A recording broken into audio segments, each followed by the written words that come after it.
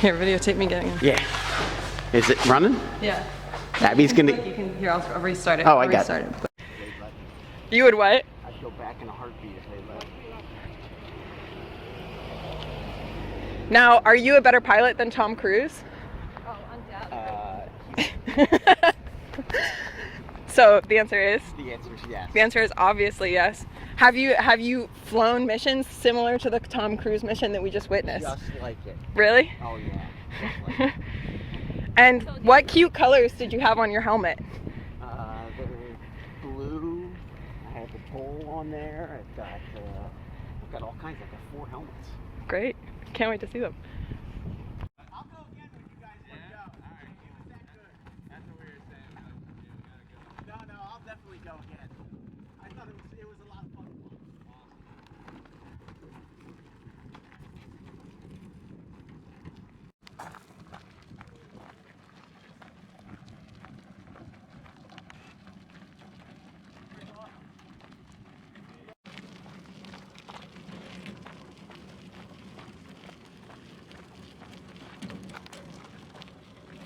So what, you guys just kind of going up? Oh, that's got plenty of gas there. Going up for a little cruise? Plenty of room. Take off, you can hop right over. Yeah, everyone long. Hey, might be, yeah. No, we're not going to go just yet, so. Yeah. Yeah, we could probably squeeze this up. Yeah, it was squeezed right through there. Craig, stand in front of it and wave to me. Okay, good. You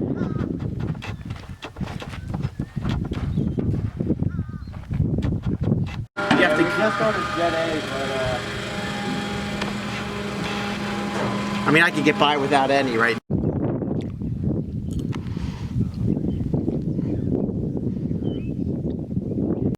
Hi. Hi. So tell us about your airplane. It's a Harmon rocket, built in 2000. It took me about 2 years to build, and I built it out in Inyakern, California. The claim to fame now is that it was built in the same hangar that Tom Cruise kept his P-51 in the new movie Topgun. Cool. Anyway, it's a little go faster, fully aerobatic airplane. It's a true flying airplane. For a former fighter pilot, it's the perfect airplane because it really is fun to fly. What makes it fun? It's fully aerobatic and really fast. And for those of us that don't know like much about airplanes, like when you say aerobatic, what does that mean? It can do rolls and loops and spins, and anything you want to do in this airplane you can do. Cool. And so you said it's claim to fame that where you built it in the hangar where that's actually in the new Top Gun movie. They show that hangar in the new Top Gun movie. That big wooden hangar is where I actually built this airplane. And that's like one of the opening scenes, right? Yep. So you are a Top Gun.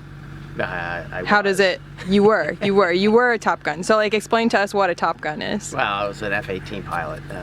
So I flew F-18s for my whole career, 20 years off of aircraft carriers. So 3 combat deployments, over 500 carrier arrested landings on an aircraft carrier. Did everything you can do in an F-18, and I'm still here. And so like describe an aircraft carrier for us. An aircraft carrier is a mobile fighting force that the Navy offers. It's a mobile platform to land and recover aircraft. So on a typical aircraft carrier, you have 40-ish fighters, and then a cast of support aircraft, helicopters, E-2s, and vertical lift aircraft. But the fighters are fighter attack aircraft, are what make an aircraft carrier, because you can mobily put an aircraft carrier anywhere in the world to strike any country that I guess steps out of line. And there's something that's like pretty special about landing on an aircraft carrier that would be different from, like, I'm assuming this is what we're about to take off on, this long strip, and I'm assuming we're going to land on this long strip. That's correct. Now, that's not what happens when you're taking off or landing on an aircraft carrier. So an aircraft carrier is mobile, obviously, and it can go anywhere where it can fit in the water, but it's a moving runway. So it's it's a little more difficult to land on a moving runway than it is to land on a runway that never moves. So if it's bad weather and the deck is pitching and it's nighttime, it can be challenging. And I'll put it succinctly, for me, landing on the boat in bad weather at night was worse than combat. I didn't mind getting shot at as much as going back to the boat at night if I knew the weather was going to be bad. Would the boat be sort of like going It would rock and side to pitch side and heave and do all kinds of funny things if the weather was bad and the waves were such. So, and it's quite short, right? yeah, I think the landing area where you stop is about 300 feet. And so it's about 300 feet. So there's some sort of assistance, right? That helps you have stop. You have a hook that catches one of 4 wires. On the new Ford craft carrier, they actually have only 3 wires. But where I flew on all the other Nimitz class, they were four resting wires, and they're really thick cables that go down into the ship, and they go through a set of pulleys, and it's a big engine down there, and it's what slows down the airplane. From a Hornet coming aboard was 141 knots.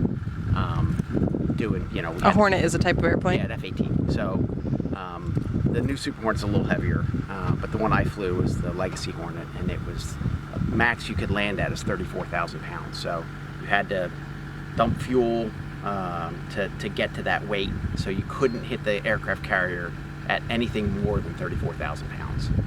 And that arresting wire would then stop that aircraft in about 300 feet. So you land the airplane, it gets caught on a hook, and they show that in the movie, right? Yep. Yeah. And then you just, as you catch, there's another guy coming right behind you, so you would have to hook up and clear the landing area, and then they would retract that cable and get it set up for the next aircraft to come aboard. So you jump out of the airplane? No. You taxi out of the landing area. If the boat's going this way, it's an angled flight deck. So you land on a slight angle, you catch a wire, you stop, you clear the wire gets pulled back as you clear to the right out of the landing area. Because another airplane, during the day, you're shooting for about 45 to 50 seconds between aircraft. So 50 seconds later, there's another guy landing right behind you. So you've got to get out of the landing area, and they've got to reset the cable. And then they have that cool elevator in the movie. They have that elevator where They don't move often. So, they in the movie they do this whole scene just to have Tom Cruise get on the elevator and go up. But they actually have that elevator for the airplanes, not just for Tom Cruise. Carrier, and they rarely move. They do move on occasion to get airplanes up and down and equipment and all that. But moving the elevators is not a common thing during flight ops. Typically they'll stay up. You don't see them moving during flight ops at all.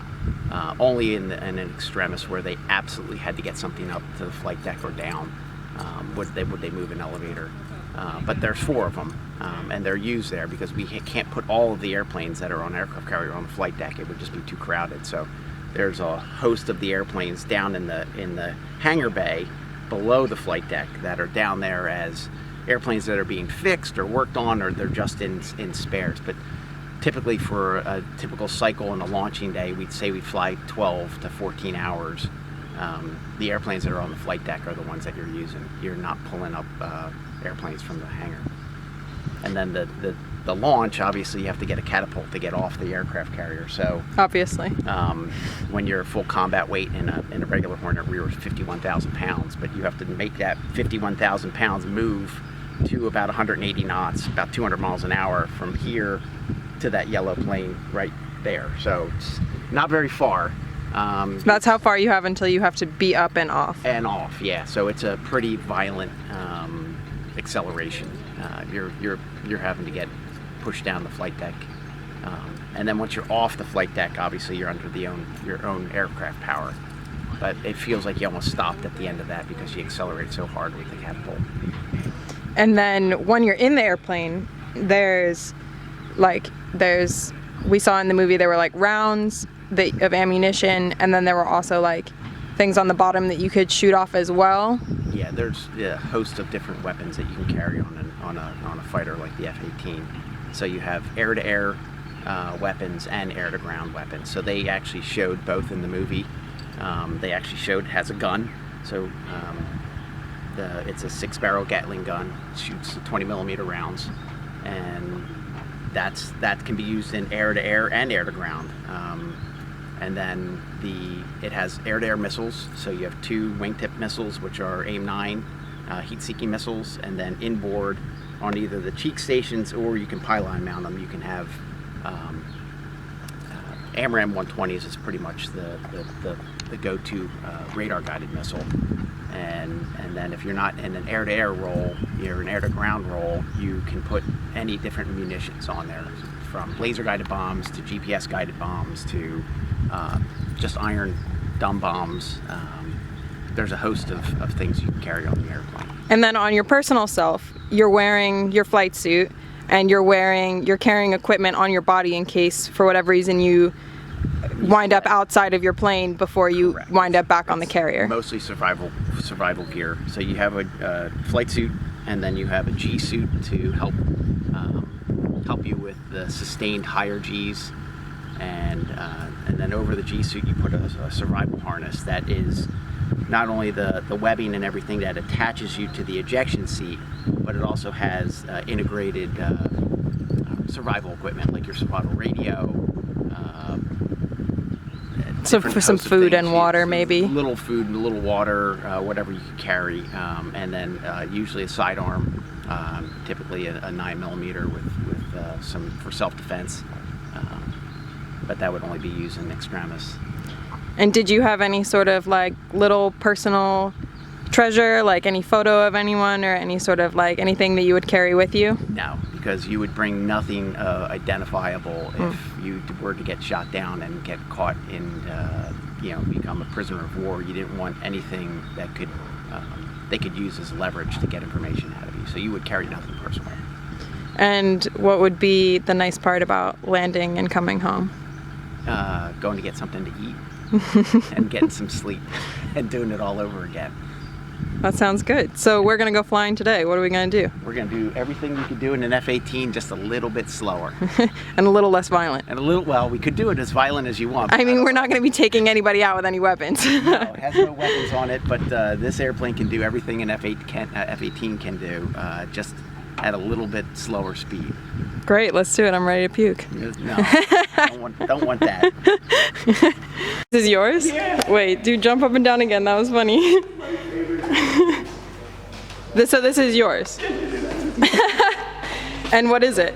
It is a 1941 Stearman biplane. So this actual airplane was built in 1941, and it flew as a Navy World War II trainer. So this is an airplane that flew as a Navy trainer in 1942 to 1945 until the end of the war, and it trained naval aviators. This is the first airplane that anyone would ever get in to learn to fly. So this airplane actually flew in World War II as a Navy trainer. It doesn't have any cover over your heads. It's an open cockpit. It's the coolest thing ever. Come sit in. Yeah. All right, so Abby's getting in the World War II biplane. Either one, it doesn't matter. Just the handle up there, probably easier to get in the front. See the handle above you? Just grab a hold of that.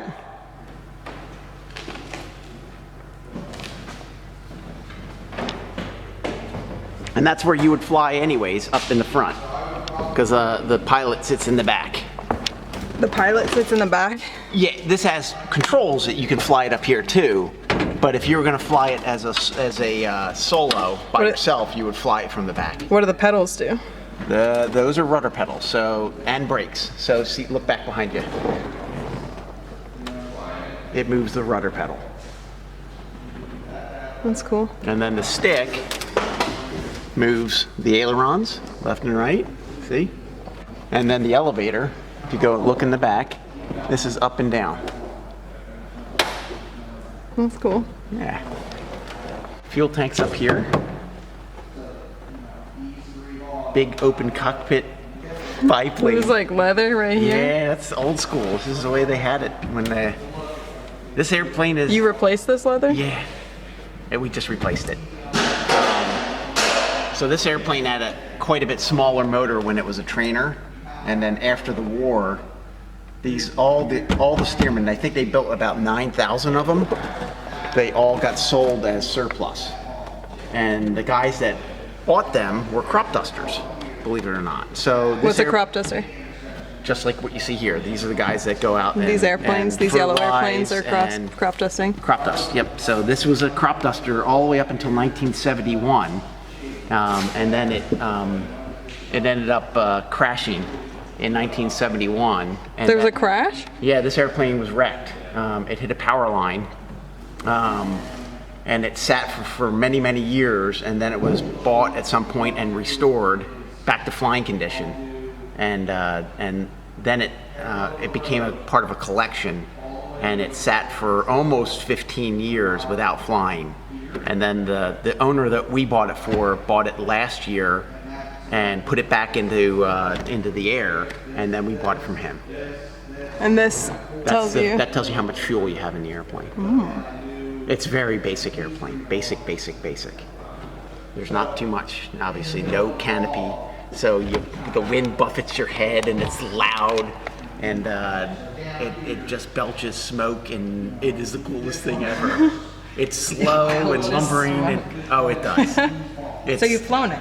Yeah. Okay. It's slow and loud and smelly, and it's the coolest flying I've ever done. Great. I'm glad we're not going in this one. Oh, this one would. Maybe another day. This would maybe be next time. more fun. Well, let's. $2,500. $2,500. Left foot on the back. Step right in the middle, and then feet up alongside.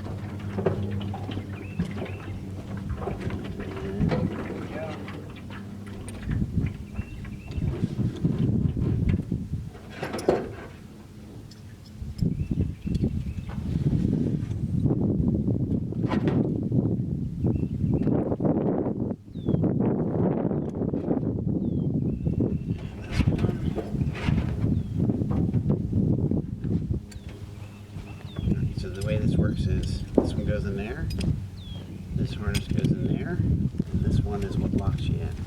So if you need to get out, you lift this and you pull it, and it all falls apart. Okay? And that's how you get out of the airplane. So see how the little hook goes in there? So that keeps you locked in the airplane. This has to be fairly tight. This one pretty tight, and this one just kind of snug. Comfortable? Okay. You just need to stay clear of this when I'm taxiing, flying. When I'm flying, will probably be just like that.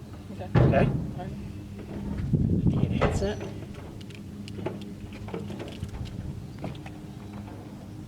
Turn on noise canceling.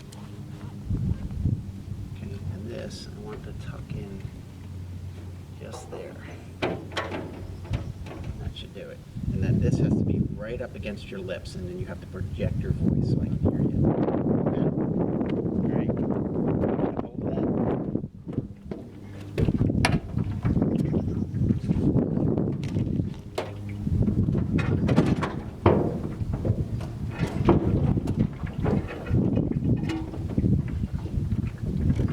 Let's hope it starts.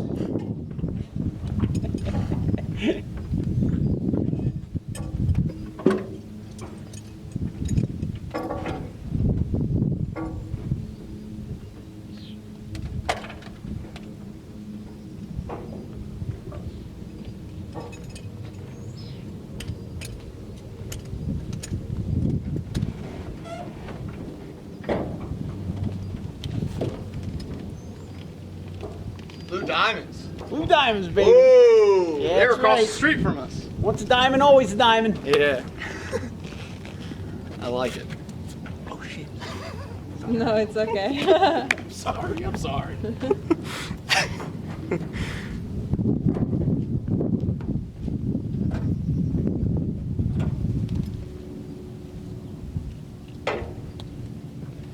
Give him a thumbs up.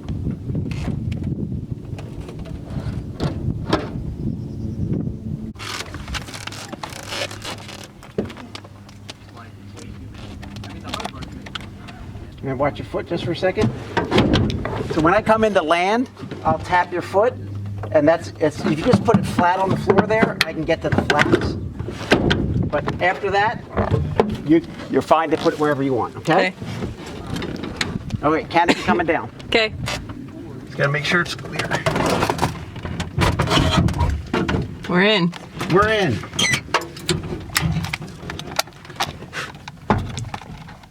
How do you hear? Yeah, I can hear you. Good.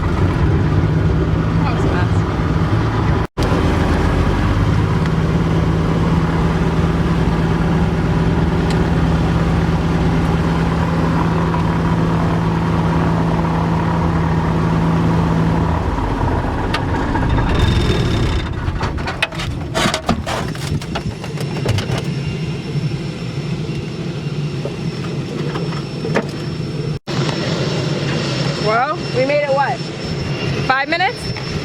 5 minutes. Got a nice little souvenir. Cubed up my breakfast. And then we came back down. And it was really nice. Were those some cranberry bogs? Like those are like bogs that we sort of flew over, but there weren't cranberries in them. But they weren't. Cranberries we'd have to go over a little further. Yeah. But it's still early for blueberry season. Right? Blueberries are later in the summer. Hey, thanks for watching. Don't forget to like and subscribe. So it's cool. New videos every Sunday. We're in the two-man snippets airplane. every Wednesday. Thank you. You're welcome. That was so fun. Almost.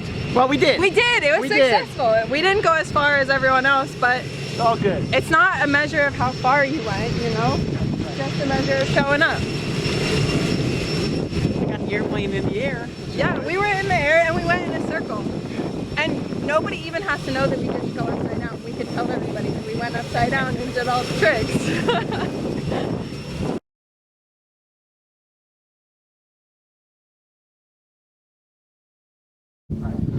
Now we get it. There you go. Bag is behind me. All right, have fun. Thanks.